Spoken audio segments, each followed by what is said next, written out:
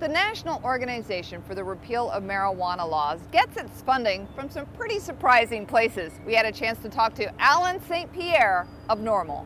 Drug policy reform in the United States has largely been funded by three billionaires going back to the mid-1990s, George Soros, Peter Lewis, and John Sperling. Below them are about 20 multimillionaires.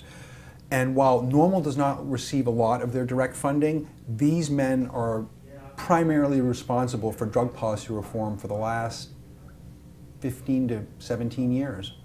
Some of the high-profile names supporting NORML include the entertainer Willie Nelson and the travel guide Rick Steves. So one of the things we've seen in the last couple of years is that as these older philanthropists either pass on, like Peter Lewis recently did, or that drug policy reform in their 70s and 80s is no longer a priority, there is a plethora of young men and women who are between 30 and 40 years old who come out of the Facebook, Intuit, eBay creation, and these men and women are worth millions of dollars, and they strongly support marijuana legalization. But even as money flows into groups that want to change marijuana laws, there are still factions working against it. There are three entities left in the United States, only three, that really want to keep the status quo in place.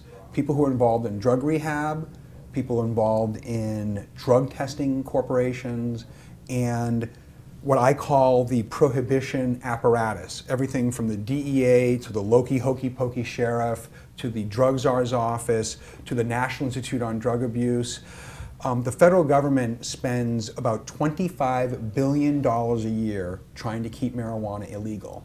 NORML itself operates on a shoestring budget. The group had revenues of $599,000 in 2011 and $605,000 the year before. So it doesn't look like Colorado's cannabis owners are sharing the wealth.